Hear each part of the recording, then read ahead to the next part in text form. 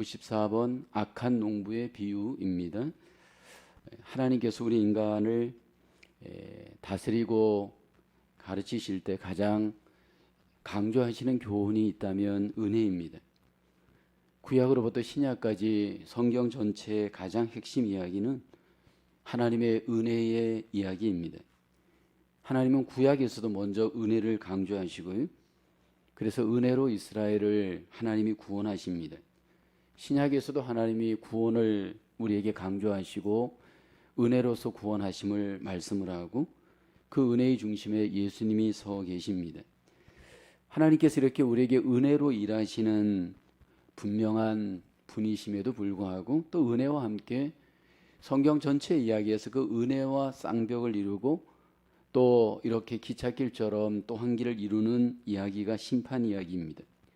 그래서 구약 이야기는 은혜 이야기면서도 심판 이야기입니다. 하나님이 이스라엘 가운데 은혜를 베푸시고 그러나 또 심판을 베푸십니다.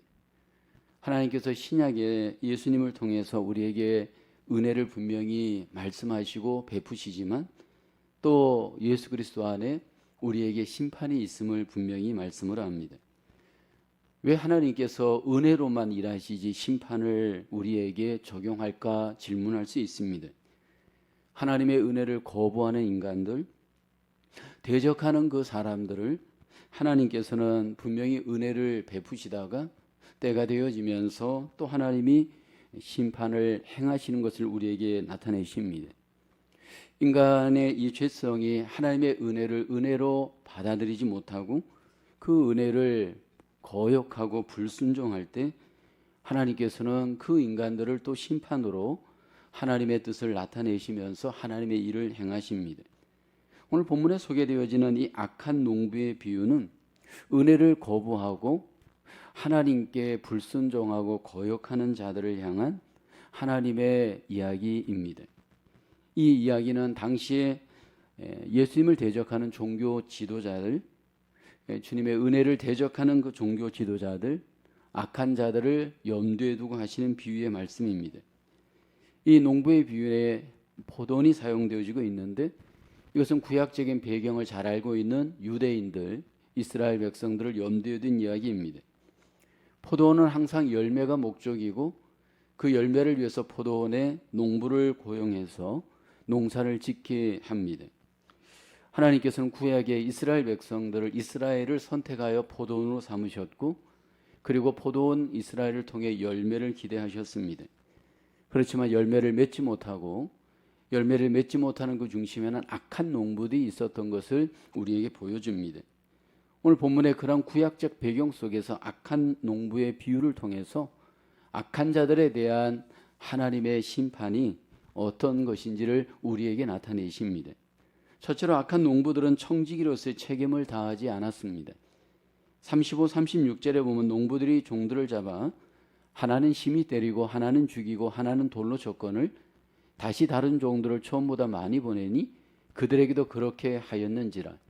여기 보면 농부가 주인이 보낸 종들에 대한 그들의 잘못된 태도가 나옵니다. 하나는 심히 때렸고 하나는 죽였고 하나는 돌로 쳤고요. 그리고 나서 또 보냈더니 그들도 역시 그렇게 반복적으로 그렇게 행동을 합니다. 이 이야기는 구약에 하나님께서 에게 종들 선지자들을 하나님이 이스라엘 가운데 보내셨던 이야기를 배경으로 합니다. 하나님께서 포도원 되는 이스라엘에게 하나님의 종들을 반복하여서 보냈지만 그러나 이스라엘은 그 종들을 영접지 않고 오히려 이렇게 죽이거나 때리거나 아니면 이렇게 저렇게 거역하였습니다. 이 이야기는 이사야서 5장의 포도원의 노래가 배경으로 이해할 수 있는 내용입니다. 하나님께서는 선지자 이사야를 통해서 이스라엘에게 메시지를 전하면서 포도원 이야기를 하십니다. 이사야서 5장 1절에 보면 나는 내가 사랑하는 자를 위하여 노래하되 내가 사랑하는 자의 포도원을 노래하리라. 내가 사랑하는 자에게 포도원이 있으며 심히 기름진 산에로다. 하나님은 포도원을 여기 이스라엘로 삼으시고 이제 이 포도원 이스라엘을 통해 극상품 포도 열매가 맺기를 원하였습니다. 근데 이스라엘은 이 포도원에서 하나님이 주신 이 이스라엘이 포도원에서 열매를 맺질 못하는데 잘못된 열매를 맺습니다. 극상품 열매 포도를 기대했는데 들포도를 맺습니다. 이사야서 5장 2절에 보면 말씀하죠. 땅을 파서 돌을 제하고 극상품 포도나무를 심었도다. 그 중에 망대를 세웠고 또 그 안에 술틀을 팠도다. 좋은 포도 맺기를 바랐더니 들포도를 맺었도다. 하나님께서 기대하고 좋은 포도나무를 심었는데 여기 들포도를 맺고 말았습니다. 주인 되신 하나님께서 기뻐하지 않고 합당한 열매를 맺지 못하였을 때 결국 이 포도원대는 그 이스라엘에 대한 하나님의 심판 이야기가 전개됩니다. 구약의 이스라엘은 하나님의 선택의 은혜를 받았습니다. 많은 민족 중에서 하나님이 이스라엘을 은혜 중에 선택하였습니다. 하나님의 이 선택에는 또 합당한 책임이 요구됩니다. 하나님께서 선택한 이스라엘은 하나님께 합당한 순종의 책임을 다하여야 했습니다. 그럴 때 순종의 책임을 다할 때 이스라엘은 합당한 열매, 포도원에 마치 포도 열매처럼 하나님 앞에 맺을 수가 있습니다. 그런데 이스라엘은 순종하지 않음으로 인해서 하나님 앞에 열매를 맺지 못합니다. 그로 인해서 결국 하나님이 이스라엘을 심판하셔서 바벨론의 포로가 되게 하십니다. 오늘 본문의 악한 농부의 비유는 바로 이렇게 예수님을 거부하고 하나님의 은혜를 거부하는 유대 나라의 종교인들 또 바리새인 같은 사람들을 염두에 둔 이야기입니다. 예수님께서 오셔서 은혜를 베풀지만 그들은 하나님의 뜻에 순종하지 않고 불순종하면서 합당한 열매를 맺지 못하였습니다. 이러한 유대인들 악한 자들을 염두에 두고 악한 농부에다가 예수님께서 비유를 합니다. 이것은 이 시대에도 은혜를 받았지만 은혜를 계속해서 거부하고 거역하고 불순종하는 자들, 악한 농부와 같음을 이 본문은 우리에게 비유합니다. 성경은 우리에게 하나님이 은혜를 베풀었다면 그 은혜 받은 자로서 하나님의 백성들에게는 포도원의 농부와 같은 청지기의 사명이 있음을 강조합니다. 은혜를 받은 하나님의 백성들은 이 청지기의 사명을 깊이 인식하고 어떤 고난 앞에서도 힘을 다하여 그 청지기의 사명을 포도원에서 충분히 하나님 앞에 충성하며 순종을 합니다. 그 대표적인 사람이 신약의 바울이죠. 바울은 청지기의 사명을 끝까지 감당하여 그를 통해서 아름다운 열매가 나타나는데 바로 예수 그리스도였습니다. 하나님 나라의 청지기 된 우리는 부름받은 자로서 하나님의 놀라우신 은혜에 걸맞는 합당한 순종, 예수 그리스도를 이 땅에 드러내는 그 열매의 삶을 우리에게 하나님은 요구합니다. 바울은 우리에게 로마서 14장 7절 8절 말씀을 강조를 합니다. 우리 중에 누구든지 자기를 위하여 사는 자가 없고 자기를 위하여 죽는 자도 없도다. 우리가 살아도 주를 위하여 살고 죽어도 주를 위하여 죽나니 그러므로 사나 죽으나 우리가 주의 것이로다. 하나님 나라에 부름받은 하나님 포도원의 청지기 된 우리의 삶, 우리가 합당하게 맺어야 될 열매, 순종의 열매는 예수 그리스도입니다.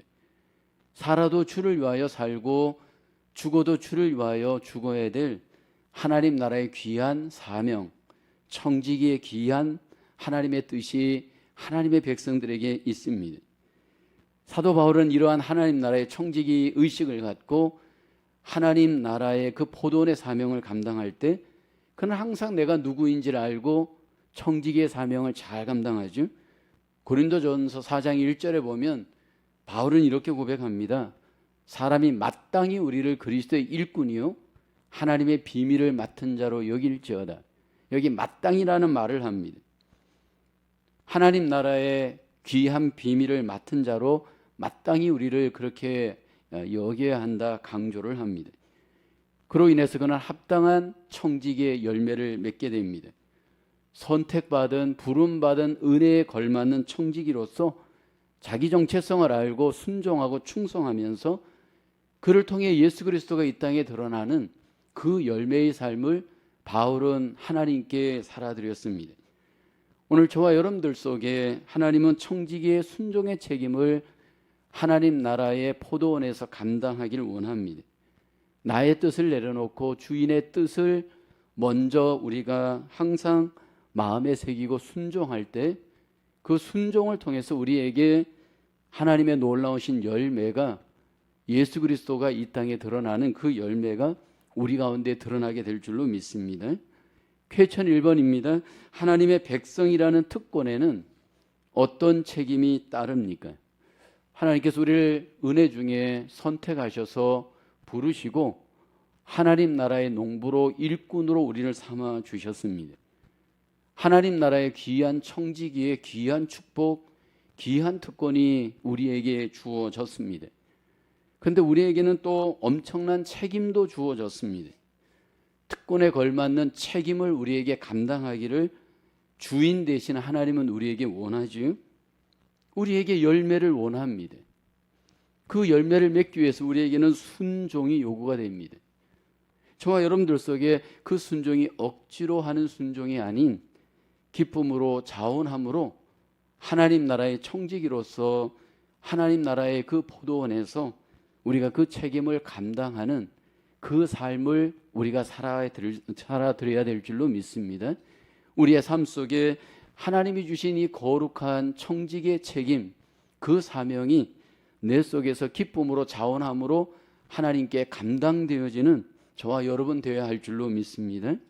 두 번째로, 악한 농부들은 하나님의 경고와 하나님의 아들을 거부했습니다. 37, 38절에 소개되어지죠. 후에 자기 아들을 보내며 이르되 그들이 내 아들을 존대하리라 하였더니 농부들이 그 아들을 보고 서로 말하되 이는 상속자니 다 자 죽이고 그의 유산을 차지하자 하고, 포도원 주인이 처음에 종들을 보내었다가 이제 농부들이 이 종들을 죽이거나 핍박을 하니까 이제 드디어 아들을 보내었습니다. 그리고 이렇게 생각했습니다. 그들은 내 아들이니까 존대할 것이다 생각을 합니다. 그러나 포도원 주인이 아들을 보냈을 때 악한 농부들은 또 이렇게 생각합니다. 이는 상속자니 자 죽이고 우리가 그의 유산을 차지하자, 그렇게 말합니다. 주인이 보낸 이 아들, 결국은 이 농부들이 거부하고 결국 똑같이 대적하고 죽이기까지 합니다. 여기 반복해서 종을 보내고 아들을 보내는 이 주인, 하나님을 우리에게 나타내는 비유입니다. 하나님은 이 세상에 거역하는 자기 백성들, 자기의 그 사람들을 위해서 오래 참으십니다. 인내하시고 오래 참으시고, 그리고 결국은 은혜 가운데 기다리시다가 때가 되어지면 아들까지 보내시고 그 아들까지도 거부하는 악한 농부들을 때가 되어지면 심판을 하십니다. 우린 구약 성경에 보면 많은 선지자들의 이야기를 잘 압니다. 한결같이 그 선지자들을 이스라엘이 거부하고 핍박합니다. 심지어는 죽이기까지 합니다.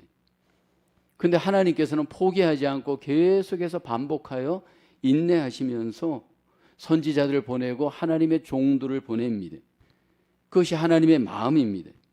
그리고 결국 때가 되면 하나님의 아들이신 예수님을 우리에게 보내셨습니다. 예수님이 이 땅에서 가장 강조했던 메시지, 성경을 통해서 가장 하나님께서 보내신 예수님이 이 땅에 우리에게 강조했던 메시지가 뭐냐 하면 예수님이 하나님의 아들이다라고 하는 고백입니다.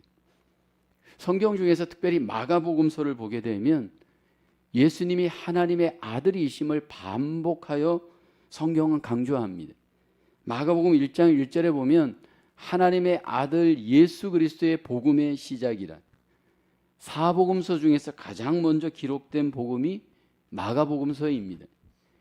이 마가복음서에서 가장 강조한 메시지는 예수님은 하나님의 아들이시다라는 복음입니다. 그리고 난 뒤에 마태복음, 누가복음, 요한복음이 기록이 됩니다. 오리지널 복음서를 통해 가장 강조하는 하나님의 메시지, 예수님은 누구신가? 하나님의 아들이시다라는 겁니다. 그리고 이 땅에 오신 예수님, 예수님 스스로도, 성부 하나님도, 성령 하나님도 예수님을 하나님의 아들로 우리에게 계속해서 강조합니다. 공생애를 사셨던 예수님이 공생애 시작할 때 우리가 잘 알듯이 침례 요한으로부터 요단강에서 침례를 받습니다. 그때 하나님께서, 성부 하나님께서 이 침례 사건에 개입하셔서 이렇게 컨펌하죠. 마가복음 1장 11절에 보면 하늘로부터 소리가 나기를 너는 내 사랑하는 아들이라 내가 너를 기뻐하노라 하시니라. 예수님이 하나님의 아들이신 것을 하늘로부터 성부 하나님이 컨펌을 하십니다. 예수님이 이 땅에서 사역하실 때 반복하여서 자신이 하나님의 아들이심을 반복해서 고백합니다. 그 대표적인 표현이 바로 인자이잖아요. 인자라는 표현이 바로 하나님의 아들이다라고 하는 표현입니다. 예수님이 하나님 아들 되신 것을 여러분 귀신들도 증거합니다. 마가복음 3장 11절에 보면 더러운 귀신들도 어느 때든지 예수를 보면 그 앞에 엎드려 부르짖어 이르되 당신은 하나님의 아들이니이다. 예수님이 세 명의 제자 베드로, 야고보, 요한을 데리고 변화산에 올라가십니다. 그리고 예수님이 흰 옷을 입은 아주 천사처럼 이렇게 변화되어지죠. 그때 이 제자들이 깜짝 놀랍니다. 그때 하나님께서 그 제자들에게 나타나셔서 예수님에 대해서 이렇게 컨펌을 하죠. 마가복음 9장 7절입니다. 마침 구름이 와서 그들을 덮으며 구름 속에서 소리가 나되 이는 내 사랑하는 아들이니 너희는 그의 말을 들으라. 제자들에게 예수님이 하나님의 아들이신 것을 강조합니다. 예수님께서 십자가에 고난을 받으시고 못 박혀 드디어 돌아가십니다. 그리고 그 돌아가시는 예수님을 컨펌할 때 하나님의 아들이신 것을 컨펌하잖아요. 마가복음 15장 39절입니다. 예수를 향하여 섰던 백부장이 그렇게 숨지심을 보고 이르되 이 사람은 진실로 하나님의 아들이었도다 하더라. 예수님이 이 땅에 하나님의 아들로 오셨고 그 아들이신 것을 공생애 속에 성경은 반복하여서 증거하고 나타내십니다. 그런데 사람들은 그 하나님의 아들 되신 예수님, 인자 되시는 예수님 인정하지 않고 거역하고 거부하죠. 어느 날 예수님이 제자들에게 묻습니다. 사람들이 나를 누구라 하느냐? 인자를 누구라 하더냐? 더러는 침례 요한, 더러는 엘리야, 어떤 이는 에레미야, 선지자 중에 하나라 하더이다. 그렇게 고백합니다. 그러자 예수님께서 제자들에게 컨펌을 하잖아요. 너희는 나를 누구라 하느냐? 그때 시몬 베드로가 대답합니다. 마태복음 16장 16절에 주는 그리스도시요 살아계신 하나님의 아들입니다. 그때 예수님이 이 베드로를 칭찬하고 축복합니다. 마태복음 16장 17절에 보면 예수께서 대답하여 이르시되 바요나 시몬아 내가 복이 있도다. 이를 내게 알게 하니는 혈육이 아니요 하늘에 계신 내 아버지시니라. 누가 하나님의 아들이신 예수님을 알고 믿고 고백하게 하는가? 이 답 속에 보면, 이 예수님의 말씀 속에 보면 사실은 하나님의 뜻이 있음을 보게 됩니다. 하나님의 전적인 은혜가 예수님을 하나님의 아들로 알게 하고 믿게 하고 고백하게 한다는 겁니다. 믿음의 사람들은 결국 예비된 사람들, 하나님의 은혜가 임하는 사람들은 예수님을 하나님의 아들로 분명히 알고 믿고 고백합니다. 그러나 예수님이 이 땅에 오셨을 때 유대의 종교 지도자들은 하나님의 아들이신 예수님을 그들은 거역하였고 죽이는데 앞장섭니다. 그들이 죽이는데 앞장섰던 이유 중에 하나가 하나님의 아들이라고 한 것 때문입니다. 그래서 그들은 예수님을 시기하였고 질투하였고 결국은 예수님을 십자가에 못 박는데 그들이 앞장서서 죄를 짓게 되어집니다. 이제 하나님께서 우리에게 하나님의 아들 되어지심을 믿고 따르는 우리들에게 원하는 것은 예수님을 우리의 마음의 주로 삼고 우리의 삶 속에 열매를 맺는 삶입니다. 골로새서 2장 6절 7절에 보면 예수님을 하나님의 아들로 믿는 자들에게 하나님이 요구하는 열매를 위한 전제 조건이죠. 그러므로 너희가 그리스도 예수를 주로 받았으니 그 안에서 행하되 그 안에 뿌리를 박으며 세움을 받아 교훈을 받은 대로 믿음에 굳게 서서 감사함을 넘치게 하라. 예수님을 하나님의 아들로 믿는 자들에게 하나님이 우리에게 원하시는 것은 여기 보면 주로 우리 마음속에 뿌리를 받고 그 안에 믿음에 굳게 서 있는 겁니다. 그래서 여러분 초대 교회들이 예수님을 마음에 주로 굳게 믿고 그 삶 속에 주님을 중심으로 살았을 때 세상에서 승리하며 열매를 맺잖아요. 예수님을 하나님의 아들로 믿고 고백할 때 결국 적극적이든 소극적이든 그 말씀대로 따라가서 삶 속에 열매를 맺습니다. 근데 여러분, 저와 여러분들이 만약에 예수 그리스도를 마음에 주로 마음에 믿지를 않고 거역하고 불순종하게 될 때에는 결국 우리 속에 하나님의 심판도 성경은 받을 수 있음을 분명히 말씀을 합니다. 주인 되신 하나님께서 이 땅에 순종하는 자, 믿고 주님을 따르고 열매 맺는 자들을 찾고 계시고요. 그러나 또 거역하고 불순종하고 대적하는 자들에게 심판도 적용할 것을 하나님은 우리에게 약속을 하십니다. 퀘천 2번입니다. 악한 농부들이 벌을 받고 심판을 받는 것이 합당하다고 생각되는 이유가 무엇입니까? 우린 심판하면 하나님이 불공평하다, 어떻게 사랑의 하나님이 그렇게 우리를 심판할 수 있는가? 하나님께서 벌을 내리거나 심판을 내리는 것은 합당하지 않다, 그렇게 생각하는 경우가 많습니다. 근데 하나님께서 우리에게 심판을 전개할 때 보면요, 충분히 은혜를 주시고 시간을 하나님께서 기다려 주시고 우리에게 기회를 충분히 주십니다. 여기 농부들이, 악한 농부들에게 여기 주인이 반복해서 시간을 주고 또 종들을 보내고 기회를 주는 거와 마찬가지죠. 오래 기다립니다. 그리고 기회를 주었지만 그 은혜를 계속해서 대적하고 거역할 때 결국은 그 하나님께, 주인 되신 하나님께서, 주인이 결국은 심판할 수밖에 없음을 성경은 우리에게 보여줍니다.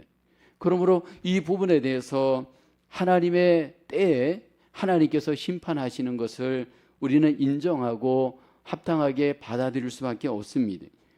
우리의 삶 속에서 하나님의 은혜도 그 때가 있고 하나님의 그 은혜의 때가 지나면 심판의 때가 있음을 성경은 분명히 말씀을 합니다. 세 번째입니다. 악한 농부들은 자신들의 악한 계획 때문에 하나님께 거절당합니다. 마태복음 21장 42, 43절을 보게 되면 예수께서 이르시되 너희가 성경의 건축자들이 버린 돌이 모퉁이의 머릿돌이 되었나니 이것은 주로 말미암아 된 것이요 우리 눈에 기이하도다 함을 함께 읽어본 일이 없느냐. 그러므로 내가 너에게 이르노니 하나님의 나라를 너희는 빼앗기고 그 나라의 열매 맺는 백성이 받으리라. 이 포도원 비유에서 우리가 두 가지 잘못된 해석을 하기 쉽습니다. 첫째는 포도원 주인이 자기 아들을 악한 농부들에게 보냈을 때 어떤 일이 일어날지 알지 못하는 것처럼 우리가 오해할 수 있습니다. 오늘 본문의 비유를 보게 되면 충분히 그럴 만한 내용이 있잖아요. 주인이 아들을 보내면서 말하기를 그들이 내 아들을 존대하리라, 그렇게 말하는 내용이 있습니다.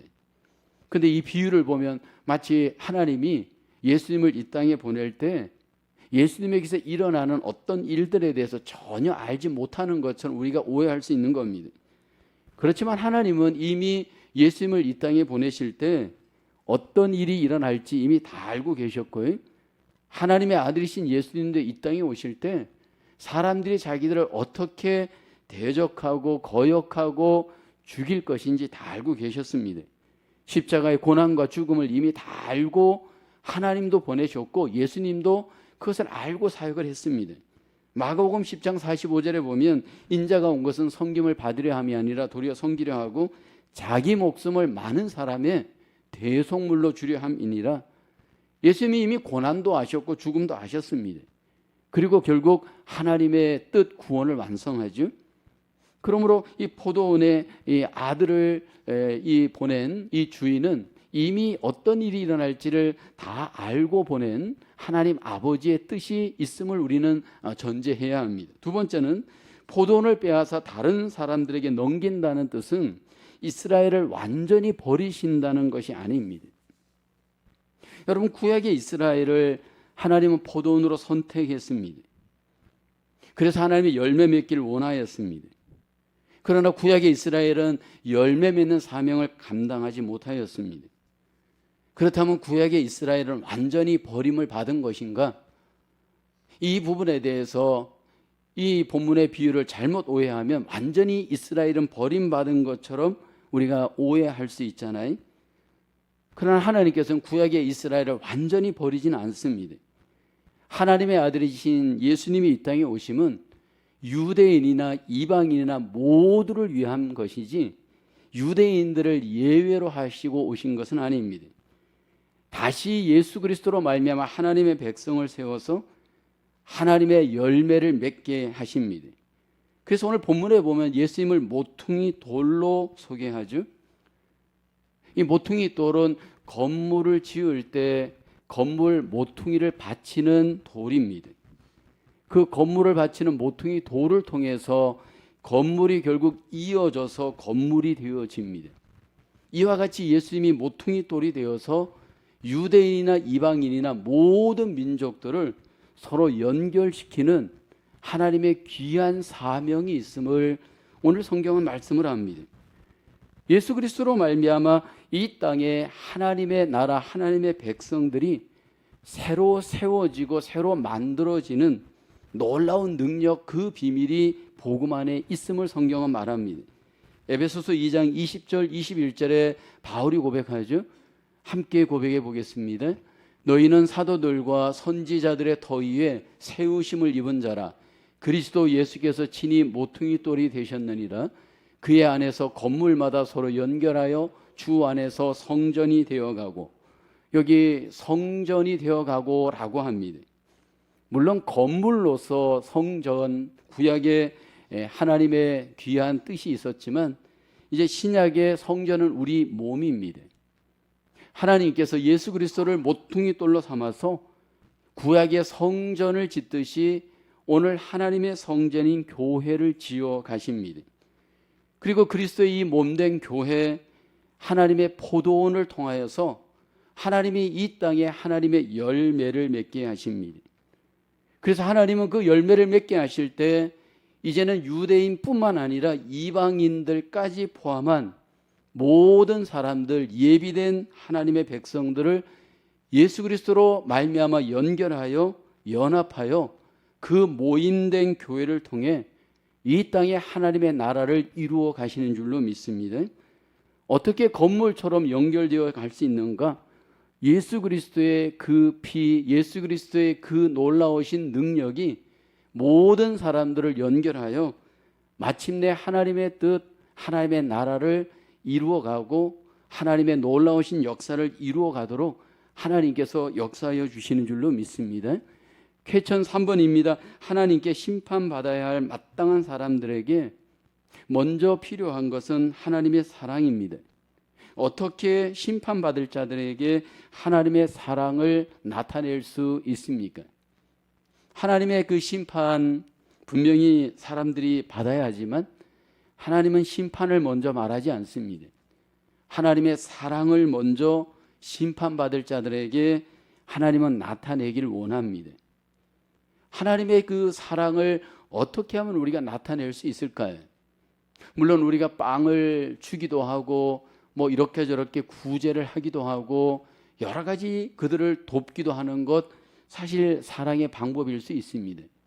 근데 성경에서 하나님이 우리에게 친히 하나님의 사랑을 가장 나타내시는 하나님의 사랑의 방법은 예수 그리스도이십니다. 예수 그리스도가 하나님의 사랑의 결정체입니다.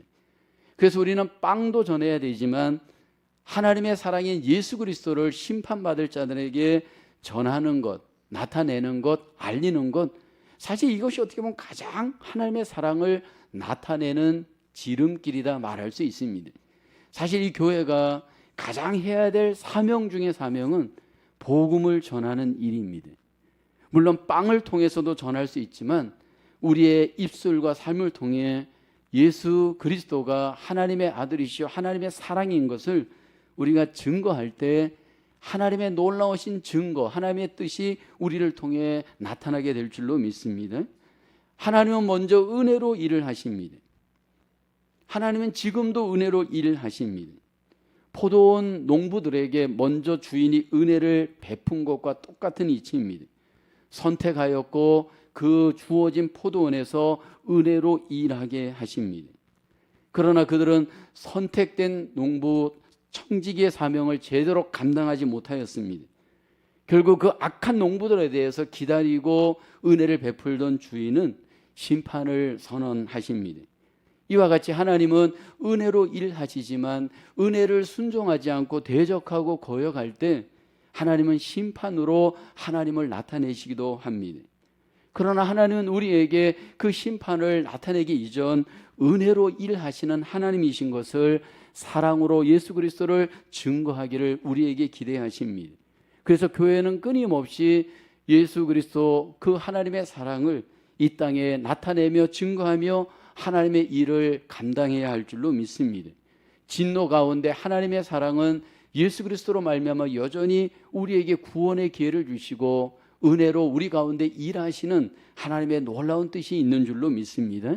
하나님의 은혜와 하나님의 그 사랑이 우리의 복음을 증거하고 나타냄으로 인하여 이 땅에 더욱 드러내고 하나님 앞에 열매를 맺는 저와 여러분의 삶으로 우리 모두가 승리할 수 있기를 주님의 이름으로 축원합니다.